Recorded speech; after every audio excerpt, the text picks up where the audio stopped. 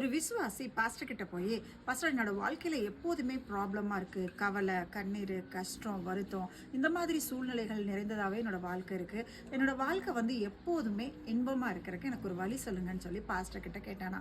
Pastor சொன்னாரா, ஓகேப்பா, first நம்ம ஒரு காஃபி சாப்பிடுவோம். காஃபி சாப்பிட்டுட்டு உனக்கு வந்து நான் ஒரு ஐடியா கொடுக்குறேன்னு சொல்லிட்டு உள்ள போனாங்களாம். உள்ள போயிட்டு அவனுக்கு வந்து ஃபர்ஸ்ட் காஃபி பவுடர் கொடுத்தாங்களாம். இதை சாப்பிட்டுட்டு நான் போய் பால், சர்க்கரை, தண்ணி கொண்டு வரேன்னு சொன்னாங்களாம். அப்போ அவன் சொன்னானா, என்ன பாஸ்டர், காஃபி பவுடர் எப்படி சாப்பிட முடியும்? சர்க்கரையும் பாலும் மிக்ஸ் பண்ணாதானே நம்ம சாப்பிட முடியும்னு சொன்னானா.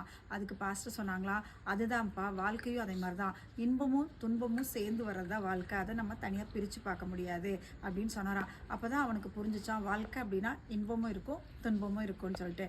பைபிளில் கூட வசனம் சொல்லுதுங்க, என் கிருபை உனக்கு போதும், உன் பலவீனத்திலே என் பலன் பூரணமாய் விளங்கும். பவுல் கூட என்னோட பிரச்சனை இருக்குது, என்னோட சரீரத்தில் ஒரு முள் இருக்குன்னு சொல்லும்போது அவர் சொல்கிறாரு, என் கிருபை உனக்கு போதும் அப்படின்னு சொல்கிறாரு. ஆமாங்க, வாழ்க்கையில் நீதிமான்களுக்கு துன்பங்கள் அநேகம் இருக்கும். ஆனாலும் அவரோட கிருபையோ இரக்கத்தையும் நம்ம சார்ந்து வாழும்போது அந்த துன்பங்கள் கூட நம்மளுக்கு இன்பமாக மாறும். ரெண்டாவது, அதன் மூலமாக நான் ஏதாவது ஒரு பாடத்தை நம்ம கற்றுக்கொள்வோம்.